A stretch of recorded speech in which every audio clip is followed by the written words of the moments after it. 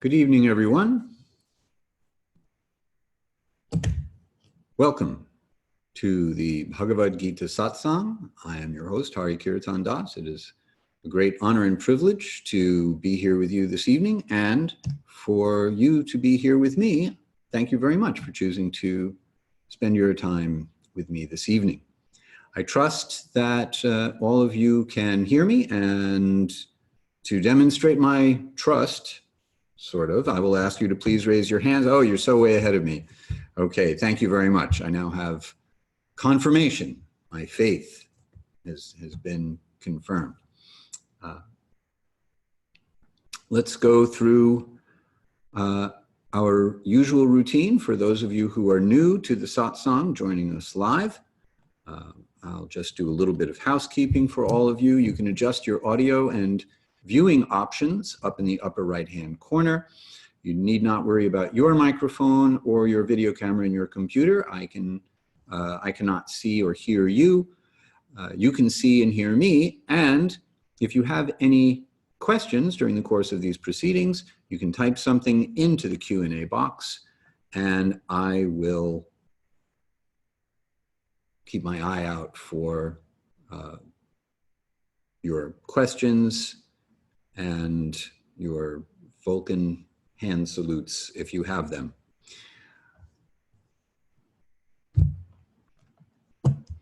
Last week, we finished up chapter 5, the Yoga of Enlightened Action. We did a review of the chapter. We began to segue into Astanga-yoga, that is to say the Eightfold path of mystic yoga, which is a little different from its modern namesake. And we looked at Krishna's proposal for how one and how society finds peace in the world, which is something we all would like very much to have. Now, we are all interested in the future because that is where you and I are going to spend the rest of our lives. And those of you who are watching in the future may not recall, at least in the distant future, may not recall that this particular day was somewhat historic. And those of you who are here with me now and watching in the relative present will recall that today was the day that Dr. Christine Blasey Ford testified in front of the Senate Judiciary Committee, and Brett Kavanaugh then had his say about it shortly thereafter. It was riveting stuff, I thought, because I listened to a lot of it. And I'm sure that many of you can't wait to hear what the Bhagavad-gita has to say about this sort of thing. Well, I want to assure you that you can wait, and you will, because I'm not actually going to speak about that this evening. I have some other plans of what we're going to discuss in this particular section of the Gita. However, anything's possible. Something may show up that actually has some tie-in to today's proceedings. Historic as they are, I will, of course, look for that opportunity. And if you have a particular question or see some connection between what we are discussing and current events, then of course, please pop your question into the Q&A box and we will field your question. All right, now you know what we're not going to do, or at least what I'm not planning on doing. What will we do, you wonder? Tonight's program, we begin chapter 6, the Yoga of Eightfold Mysticism. Krishna will speak about the true mystic, like who actually is a mystic, the role of renunciation in mystic yoga, and the dual roles that the mind can play, the mind as our friend and the mind as our enemy. We are going to cover verses 1 through 7 of chapter 6. Last week I told you it would be 1 through 6, but I changed my mind, as is my prerogative. But first, did you know that more doctors smoke Camels than any other cigarette? I didn't know that. Of course, that was true in, I don't know, maybe 1958 when this particular advertisement was rolled out. The doctor's choice is America's choice, and therefore everyone should feel reassured that if you test Camels in your T-zone, in your throat, and of course for taste, I guess that's your T-zone, then you'll find that not only do Camels taste great, but they won't irritate your throat, which is of course the first symptom of throat cancer. Or they won't irritate your lungs because, anyway, you get the idea. Nobody buys this anymore. This is obviously debunked advertising. And this leads me to reveal to you a terrible personal secret that I have. I actually grew up on Long Island. Now, those of you who have heard me speak before know I speak about New York City as being my hometown, and it is. I was born in New York City, just up the Grand Concourse from Yankee Stadium in the Bronx. But my parents decided when I was just approaching school age to join the parade of urban flight out of the city and take me to that place which Frank Zappa once rightly called a culturally retarded wasteland. I was there to hear him say it. That's burned into my memory. I spent my boyhood in Levittown, and then my rebellious adolescence and teenage years were spent up in Huntington. Now, when I was in Levittown, I was actually a good kid. It wasn't until I moved that I decided that I wouldn't be. And like a lot of kids, boys my age at the time, I played Little League baseball. And there was a guy who lived across the street. And he was friends with all the kids, and he would give us $1 if we hit a home run in Little League. I don't know, just to be nice. One of the other things that was always noteworthy about this guy is that he always had a cigarette with him. He smoked like at least 3 packs a day, I guess. So a pretty constant thing. Years later, when I moved to Huntington,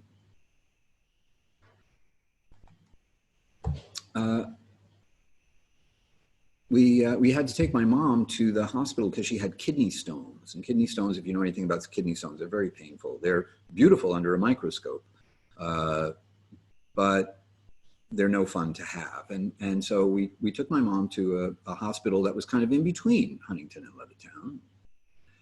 And while we were there, my father saw this guy who used to live across the street from us that used to give us $1 when we hit a home run.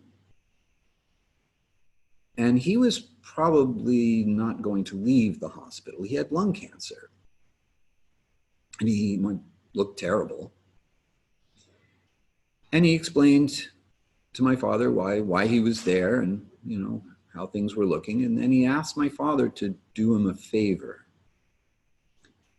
Tried to hand my father a couple of dollars and said, "Would you do me a favor and just go buy me a pack of cigarettes?"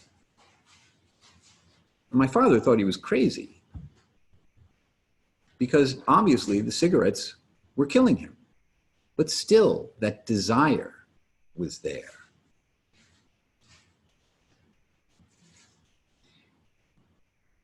It is the desire to consume that which is not actually good for us that brings about our demise. And you may recall that in the 5th chapter we came across a verse, the 22nd verse of the 5th chapter, where Krishna says, the pleasures that arise from contact between the senses and their objects are in truth the sources of all suffering.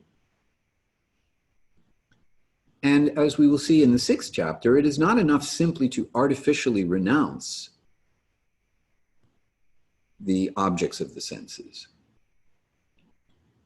What's required is to become genuinely, authentically detached from the desire. Because the truth is, everything in the material world is a cigarette. It is our attachment to bringing the material senses of this body in contact with sense objects that give the body pleasure and reinforce our sense of identification with the body that actually keeps the spirit soul attached to a material body that is doomed to die eventually. So a wise person does not delight in such pursuits. But this is really difficult. We live in a culture where the gratification of the senses is what it's all about. And the marketing and advertising that we're exposed to all the time tells us this is the whole goal of our lives. Our culture, especially American consumer culture, is all based on this idea that if you can get what your senses and your mind tell you will make you happy, then you will be happy.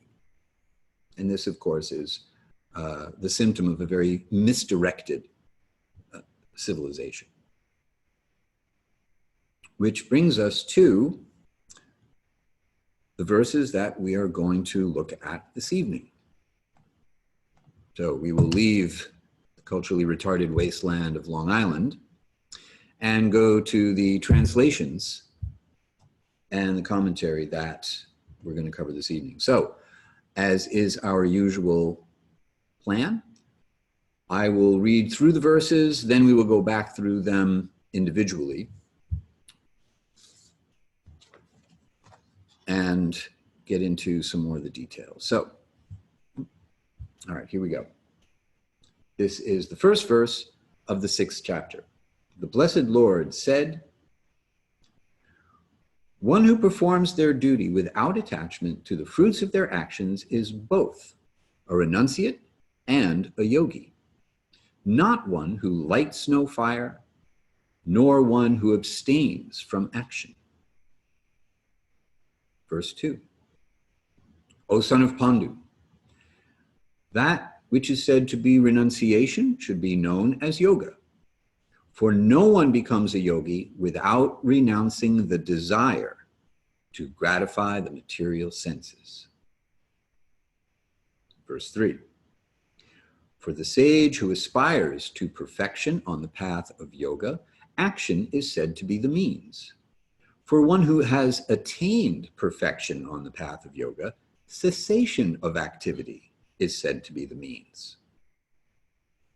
One who is, this is verse 4, one who is said to have ascended to union with the Supreme when, having renounced all material desires. One is said to have ascended to union with the Supreme when, having renounced all material desires, they cling neither to the objects of the senses nor to action in pursuit of such objects. Verse 5. One should elevate oneself with the help of the mind and not degrade oneself. Indeed, the mind may be the friend of the self, or just as certainly, the self's enemy. Verse 6. The mind is the best of friends to one who has conquered the mind. For one who has failed to do so, the mind will, out of enmity, remain a tenacious enemy. Finally, verse 7. One who has conquered the mind reaches the Supreme Self within the heart and attains tranquility. For one so situated, heat and cold, pleasure and displeasure, and honor and dishonor are all the same. All right. So now let's take a closer look at each one of these verses. Verse number 1 again. The Blessed Lord said, translating Sri Bhagavan Uvacha, the Supreme Person, Bhagavan, has vocalized Uvacha, one who performs their duty without attachment to the fruits of their actions is both a renunciate and a yogi, not one who lights no sacred fire, nor one who abstains from sacrificial action. So I added a couple of words this time around, sacred fire and sacrificial action. So in one sense, this verse is referring to Brahmins who light fires for sacrifice. That is to say, do ritualistic ceremonies that are means by which a formal sacrifice is performed. And then in a more general sense, one who does nothing, one who doesn't make anything happen, no friction.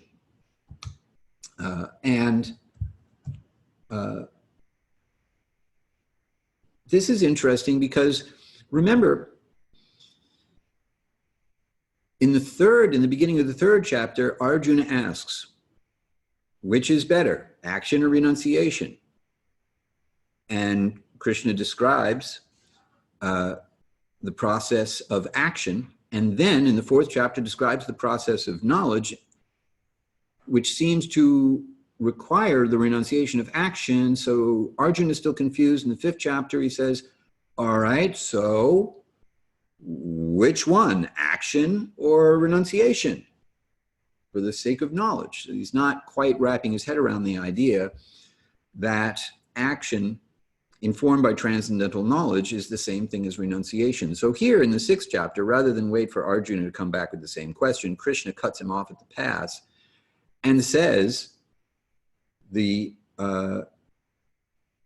person who acts in such a way as to perform action that doesn't generate a reaction is both a renunciate and a yogi at the same time. The action is performed in such a way as to move one further along the path of yoga towards union with the Supreme Person and self-realization and understanding of the true nature of the self.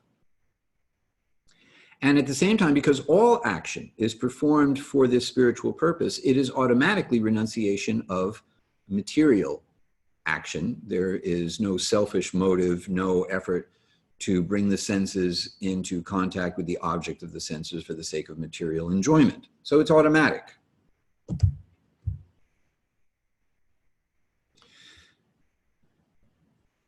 If you have any questions about what we've covered so far, just go ahead and pop them into the Q&A box. I will keep my eye on that. And while I am anxiously awaiting for your questions and comments, I'll proceed to the second verse.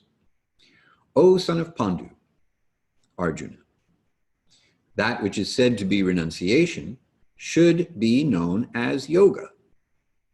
For no one becomes a yogi without renouncing the desire to gratify the material senses. So this is the very specific verse that is connected to the story that I told you.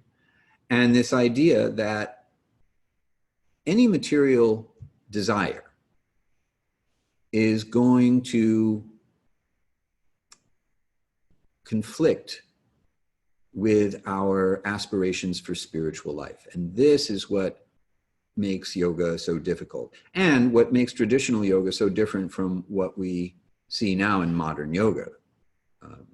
It seems very counterintuitive. This is why I say goat yoga, beer yoga, you know, all that kind of yoga is not really yoga, because one cannot become a yogi without renouncing the desire to gratify the material senses. And let's face it, if you're doing asana with goats, there must be something pleasing to your material senses about that. I personally am not sure what that would be, but, you know, to each their own.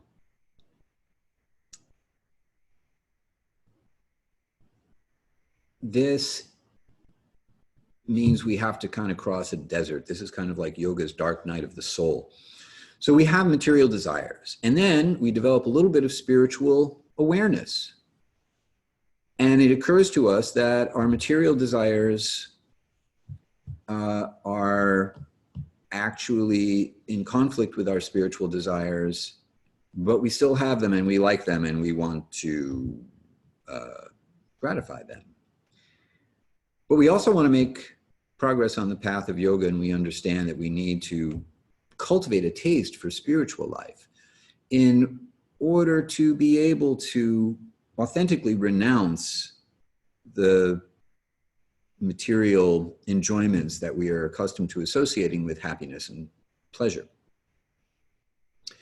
And we get a little bit of that taste. We engage in spiritual practice and we get a little bit of that taste, and that encourages us and makes us think, oh, it's possible. I can actually engage in spiritual life.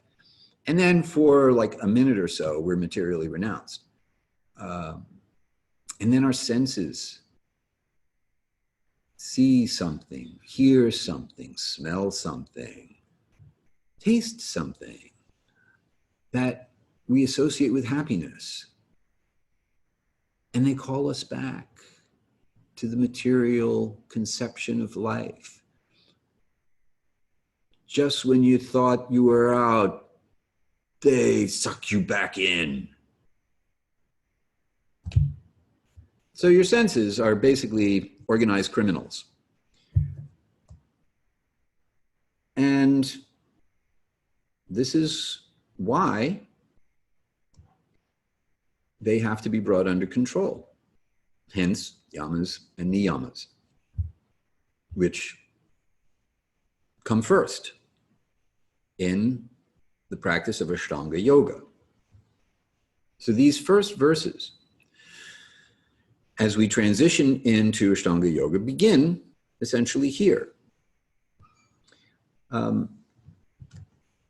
It is not just a matter of renouncing desire or giving up desire, because according to devotional yoga philosophy, at least, desire is actually a natural component of consciousness. To desire is part of what it means to be a person. So it's intrinsic to our spiritual being, not just our material consciousness, but to us as spiritual beings. So we have to make a qualification. We have to make a distinction, in this case, between material desire and spiritual desire. And this is one of the differences between the devotional yoga understanding of the Bhagavad-gita and, for example, Buddhism. Now, the same words are used. Dukkha is one of the words that is used to describe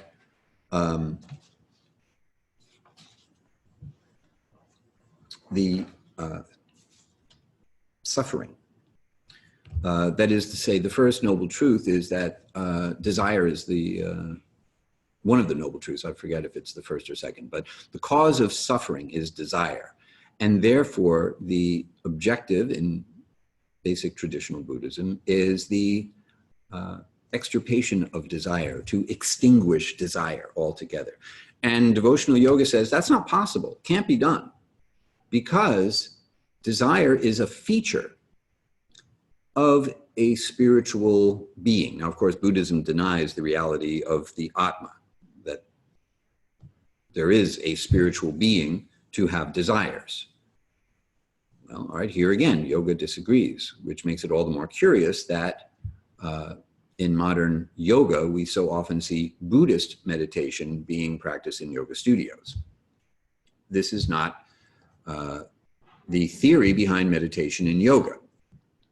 In yoga, and in particular in bhakti yoga, devotional yoga, the theory is that we want to purify our desires rather than extinguish them. We want to extinguish material desires, but the only way that we can do that is by cultivating spiritual desires, because it is through the cultivation of spiritual desires, that we act in such a way as to awaken our spiritual senses, through which we experience a categorically different and much higher kind of pleasure than what is available to us through our material senses. So there's this idea of cultivating a higher taste, that is to say, a higher standard of enjoyment when we elevate our desires from material desires to spiritual desires. Okay. The next couple of verses are particularly challenging. And I have some visuals to take care of illustrating some of these next few principles. So here we go. This is verse number 3. And by the way, I'm still looking for your questions just in case you have any on the verse that we just spoke about. For the sage who aspires to perfection on the path of yoga, action is said to be the means. For one who has attained perfection on the path of yoga, cessation of activity is said to be the means. That sounds confusing. So let's take a closer look at this. Come back to our screen that I share with you, and we will look at what ought to be familiar to those of you who have watched the previous episodes at the end of chapter 5. This is a little isolation of the yoga ladder. As we discussed, animals are not responsible for any new karma. They don't generate karma in their animal life because they are simply obeying the laws of material nature as they are constituted in whatever animal body they have. When a spirit soul floats up to the human form of life once again, then one can raise the level of their activity to civilized life beyond just the animal propensities for seeking food, seeking shelter, seeking sex, and defending their turf. Once you get beyond that, once you get a sense that there's something higher, a higher purpose to one's life, that's actually considered to be a human form of life. And a human being, therefore, can now think in terms of a higher goal than just the fulfillment of material desires. One can think about realization of transcendental knowledge, to understand the true nature of the self, the true nature of the world, the distinction between spirit and matter, and the source of all of the above. So we go through a progression. Karma-yoga, linking to the Supreme through action. Jnana-yoga, linking to the Supreme through knowledge. Knowledge, action informed by knowledge. And then from there, one can aspire or move on to the next rung in the ladder, which is Astanga-yoga. Now, here is an idea. Why not just go from human life directly to Astanga-yoga, the Eightfold Path? That is actually what it appears is going on in modern yoga. We don't really think very much about Karma-yoga or knowledge yoga, but we do practice a modern version of Astanga-yoga, and we do talk about the 8 limbs of the Astanga-yoga system. So here's some shocking news. This is actually not the system. We're not supposed to just leapfrog Karma-yoga and Jnana-yoga, because those are actually preliminary stages that qualify us for Astanga-yoga. Why is that, you are wondering? Here's why. The beginning stage of Astanga-yoga is called Yoga Rurukshu. And at that stage, when one is beginning, that is to say, the sage who aspires to perfection on the path of yoga, but who has not actually gone very far, a beginner, neophyte, that person is at the stage of Yoga Rurukshu, technical Sanskrit term.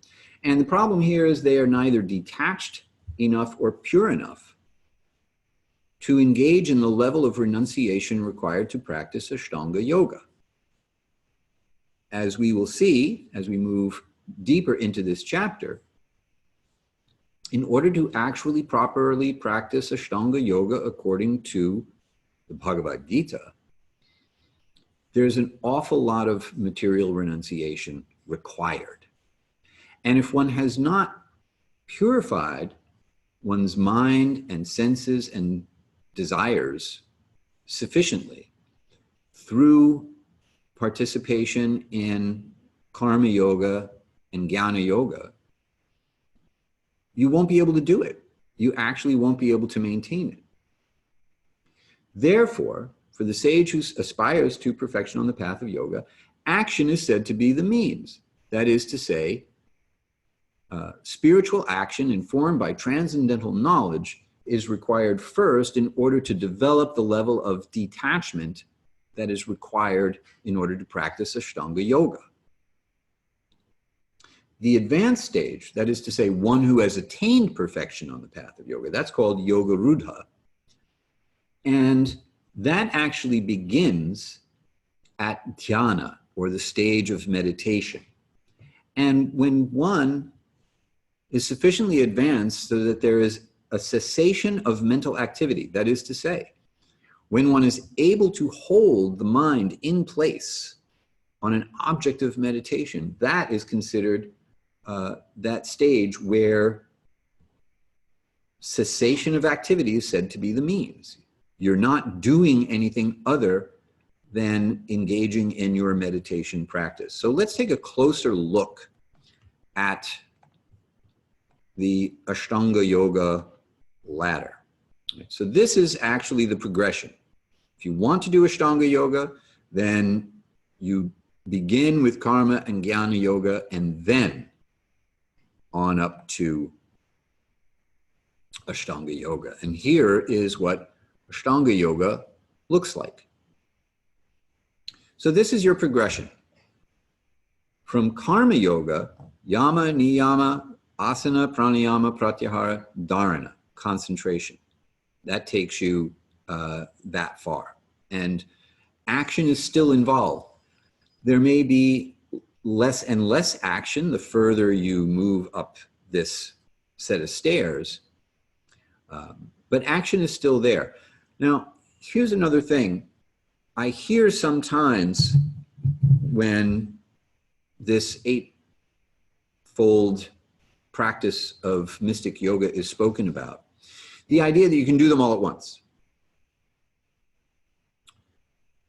And you can't do them all at once. You can do them you can overlap them. So for example, you can engage in karma yoga action informed by knowledge while practicing yama and niyama. Why would you practice the ethical imperatives and the personal observances if you didn't hear something of transcendental knowledge, jnana yoga, and that now becomes rolled up into your karma yoga? In other words, you act in the world according to these ethical guidelines and you engage in these personal observances. And that's action. But because the goal is a spiritual goal, it's karma yoga and not just karma.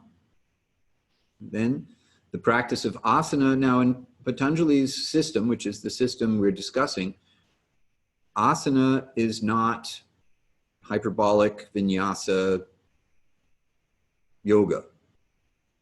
It is sitting. Asana means seat. So there is very little emphasis given to asana in this system other than how do you sit properly in order to gain control of your life force through pranayama and turn your senses inward. So less action now as you orient your vision towards yourself and towards the supreme self within our hearts. And then dharana, concentration on an object of meditation, which means You have an object of meditation that has power in and of itself, the power to purify your mind, to purify your heart, and you concentrate on it, and your mind runs away, and you go and get your mind and say, you're going to just sit right here with me and focus on this object of meditation until your mind wanders off, and you bring it back, and over and over and over again. And this is why meditation is really hard, because you have to do a lot of work to go and get your mind and bring it back. And this is actually tapas, or austerity, heat-generating austerity, because if you really, really, really want to experience serious friction, just try to control your mind.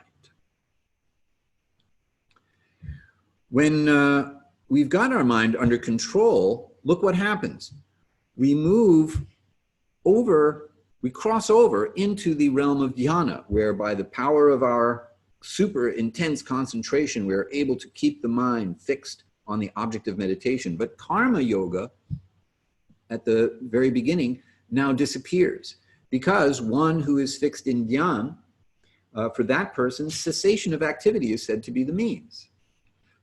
So this is what this verse is about.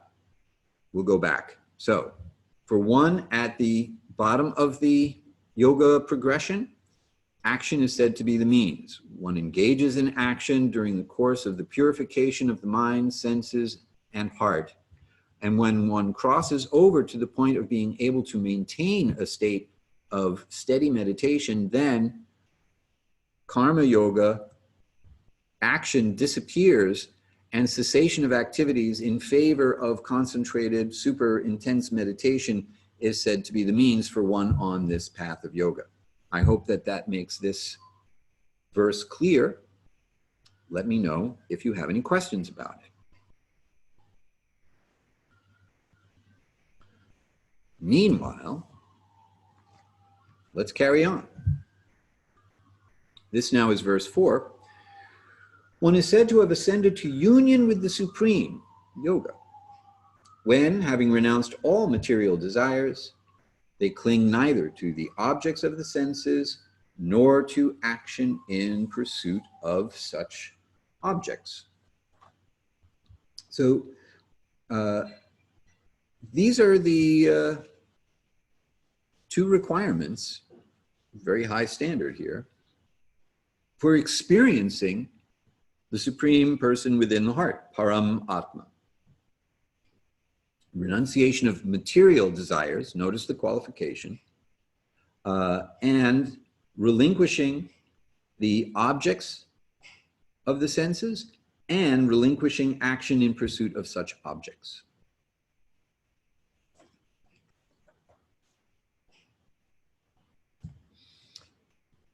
Text 5. These next couple of verses are big fun. One should elevate oneself with the help of the mind and not degrade oneself. Indeed, the mind may be the friend of the self, or, just as certainly, the self's enemy.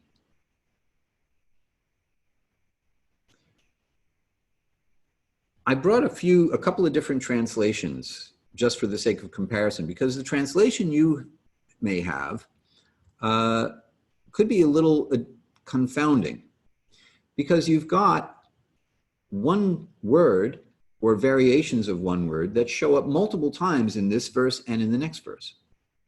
And I've spoken to one translator, Graham Schwag, the translator of Bhagavad-gita, the Beloved Lord's Secret Love Song. I'm going to read his translation. He has a rule of synonyms. I don't remember exactly how that rule works, but there's a justification for the repetition of the same exact word. My understanding is that Sanskrit, being a very contextual language, the same word can refer to different things, and the word in question here is Atma, or the self. Atma can also mean the mind, Atma can also mean the body. Atma can refer to various aspects of the self in terms of both true identity and misidentity. And therefore, understanding the context is key to providing a translation that makes sense or conveys the intention of the verse. So in this verse, in the word-for-word translation of the Sanskrit, atmana, by the mind, atmana, atmanam, the conditioned soul, that is the person under illusion. Atmanam, the false ego, same thing. Atma, the mind. Atmana, the conditioned soul or the false ego. Atmana, atma, the mind or the self. Atmana, the conditioned person. So by conditioned, what I mean by that is one who is under the influence of the qualities of material nature and is conditioned, like in a very Pavlovian sense, to respond to things in a certain way. For example, the way I am conditioned or programmed. Pink Floyd, good. Someone else, not so good. Healthy kitchery, yum. Someone else programmed, like slog. Anyway, one man's I don't know, what is it? One man's delight is another man's poison, so to speak. We're conditioned in particular ways to have particular likes and dislikes and to respond to things in a certain way. So that's what I mean by a conditioned soul or a conditioned self, one under the influence of the qualities of material nature. So the distinction between the mind and the false ego, how the two conspire to create an illusory identity that is the enemy of the true self, is what's really at work here. So I'm going to read a couple of different translations, and now I'll put on my spectacles. Then I'll take them off again before the monkeys steal them. So here's how Graham Schwag in his translation reads this verse. One should raise the self by the self. One should not degrade the self. Indeed, the self alone is the self's friend. The self alone is the self's enemy. Now, this is very poetic, but I think he has sacrificed a little bit of clarity for his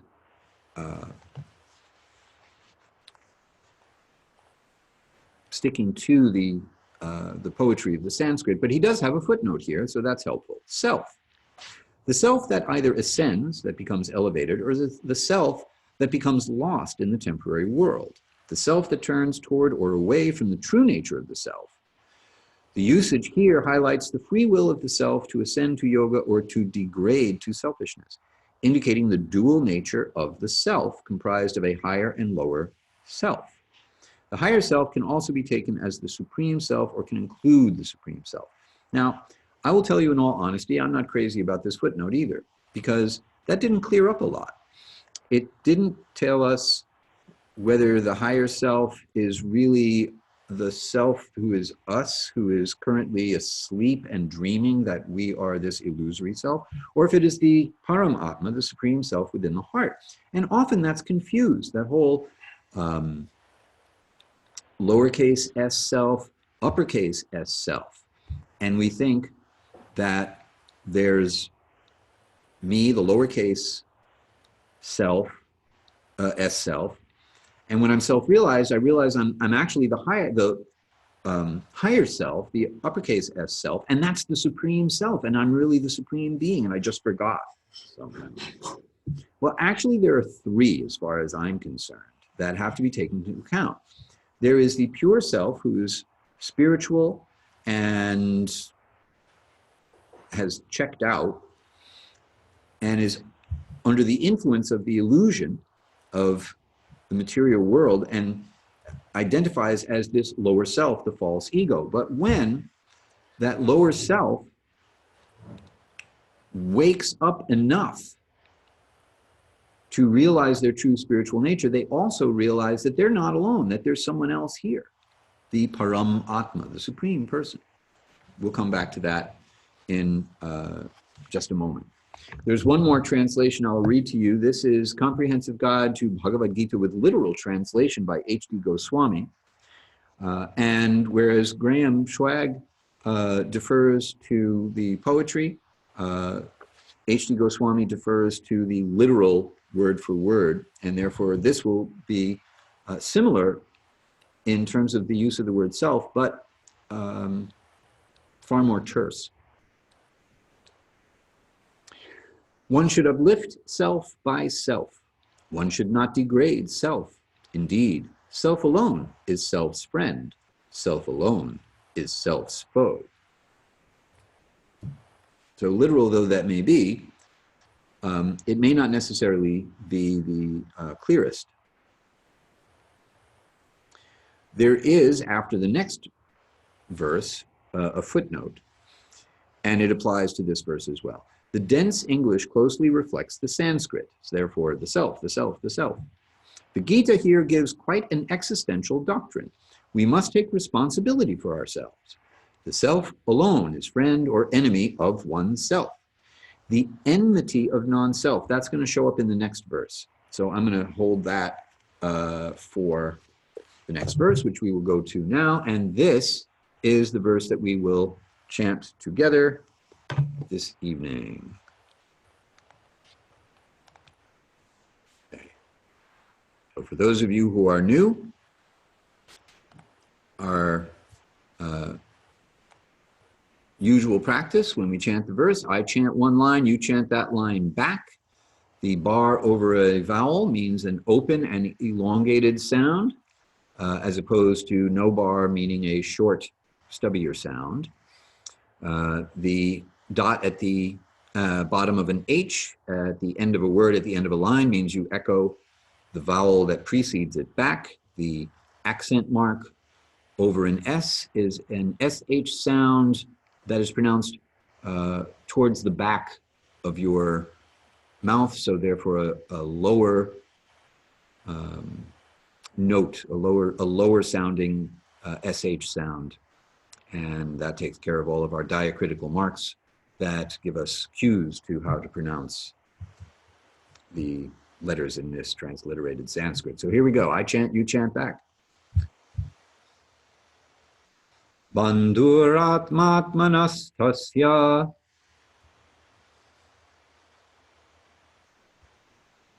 yenatmaivatmana jitaha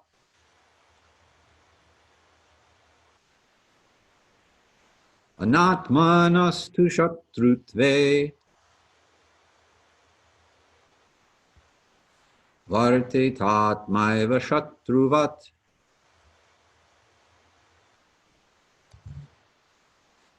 The translation again. The mind is the best of friends to one who has conquered the mind, but for one who has failed to do so, the mind will, out of enmity, remain a tenacious enemy. Now that's the part that really gets me, is this idea that the mind can have enmity, can be like actively your enemy. That kind of is interesting, just the idea that the mind conspiring with the false ego will actively oppose our efforts to become self-realized. We spoke a little bit about this last time. And here is the footnote that H.D. Goswami offers us to accompany this verse. The enmity of non-self refers to our false ego or material bodily self, an illusory identity that works against the eternal soul's ultimate interest. So just try to control the mind and distance yourself from your own false ego and just see what kind of a fight it puts up. As I said before, just when you think you're out, they pull you back in. Criminals, organized criminals.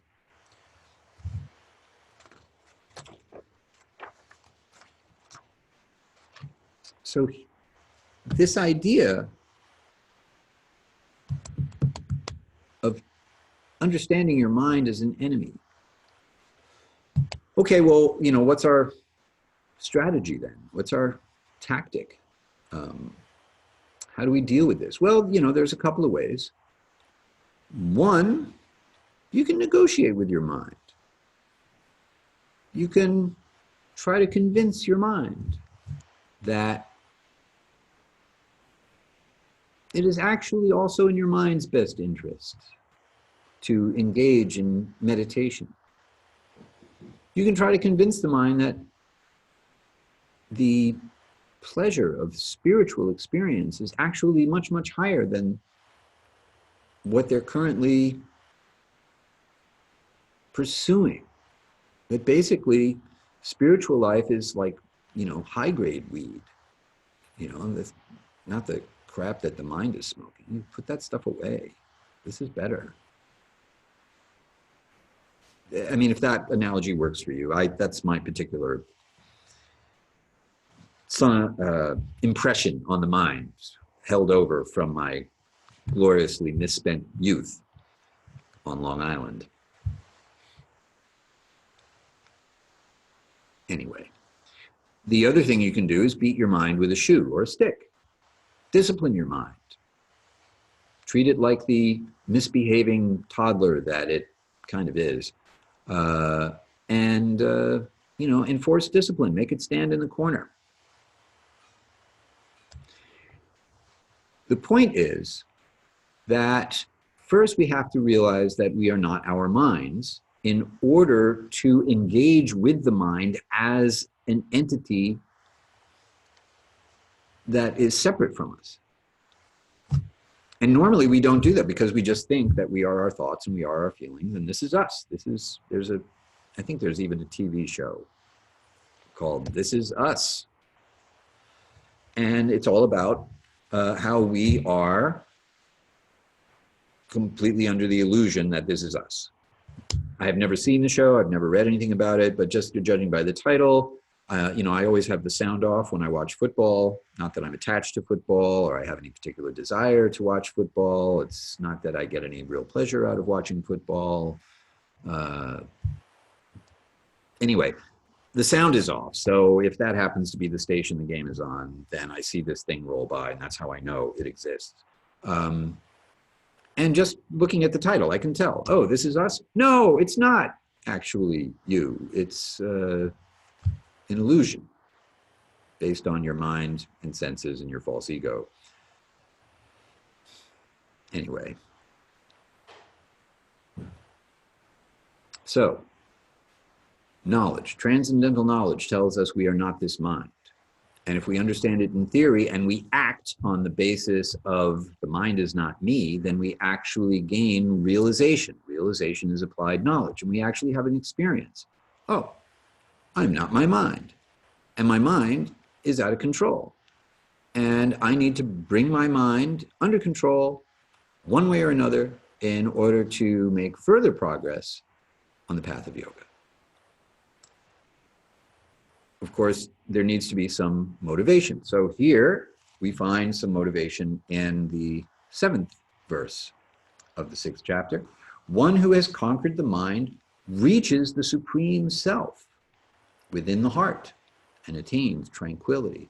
Now, how far out would that be to actually be able to see, to reach, to hang out with the supreme self within the heart?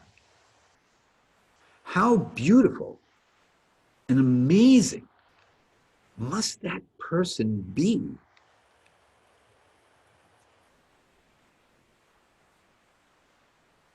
There is a story of a young boy named Dhruva who is offended by his stepmother, one of the many wives of the king, who is his father. And because Dhruva's mother is the second wife, she doesn't have the same status. And so he gets dissed basically by the first wife and told he's not so important as her son because she's the first wife. And so he goes off to the forest in order to do tapasya, intense yoga, in order to gain the benediction from the Supreme Person that he will have a kingdom even better than his father's, because he has heard that from his own mother that sages go to the forest to seek out the benediction of the Supreme Person in order to get what they want. So he does this, and he performs really, really intense yoga. He does tree pose for like 6 months and eats bark and lives on just air. He masters the yoga system that will be described in this 6th chapter. And sure enough, by mantra meditation and practice of severe, intense austerities to control his life force, he sees the Supreme Person who is in his heart, pops out and shows himself to Dhruva. And as soon as Dhruva sees this Supreme Person who has been residing in his own heart, he offers prayers and says, "My dear Lord, I thought I wanted something, a kingdom greater than my father's. But now that I have seen you, I realize there is nothing that can top seeing you. To be able to see you just blows having a kingdom 10 times, 100 times better than my father's away. I don't really want that kingdom anymore. I just want to be able to see you." So this is how fantastic and amazing this Supreme Self within the heart is. And to know that person and to have a relationship with that person, to know that you already have a relationship and just to reactivate that relationship, that's the motivation given to each of these yoga processes. And certainly tranquility follows being spiritually situated in such a way. For one so situated, heat and cold, pleasure and displeasure, honor and dishonor are all the same. This is what it means to be in the transcendental position. To be equipoised in all material circumstances on account of having fully awakened one's potential for spiritual experience. And that brings us to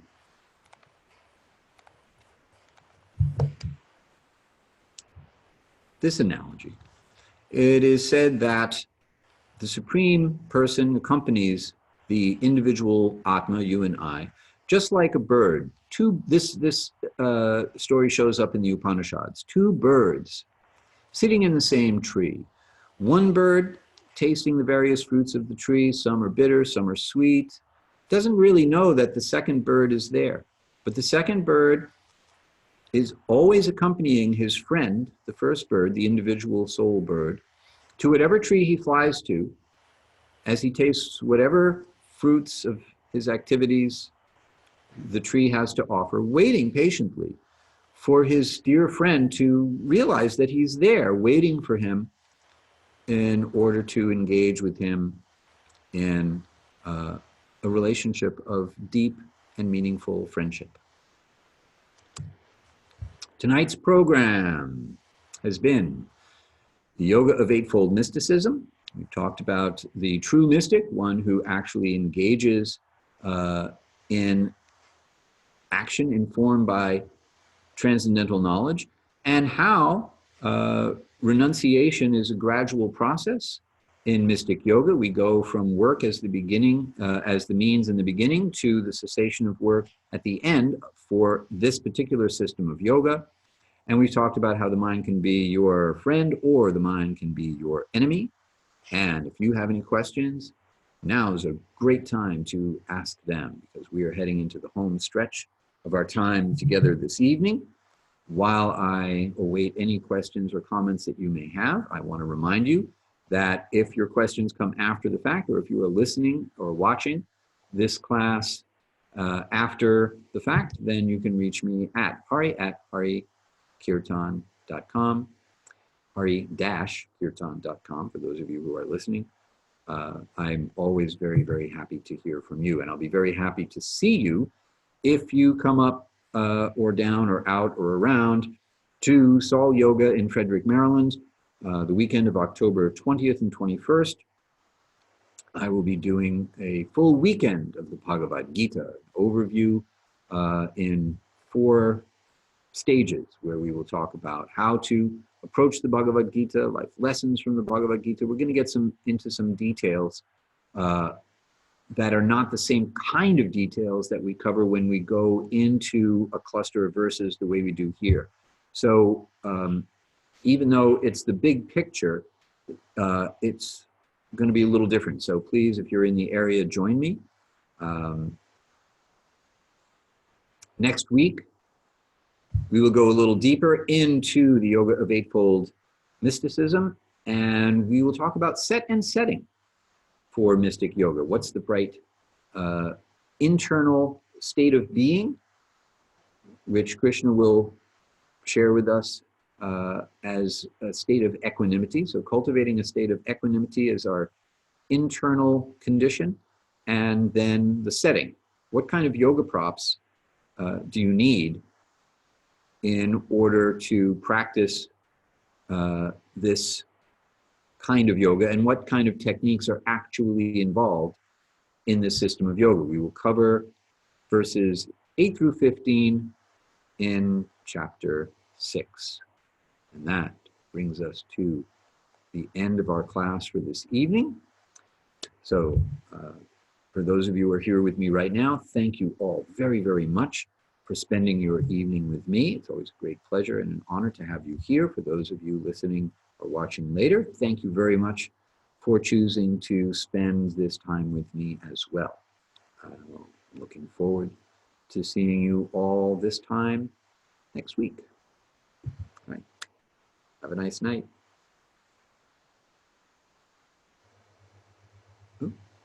They're over here.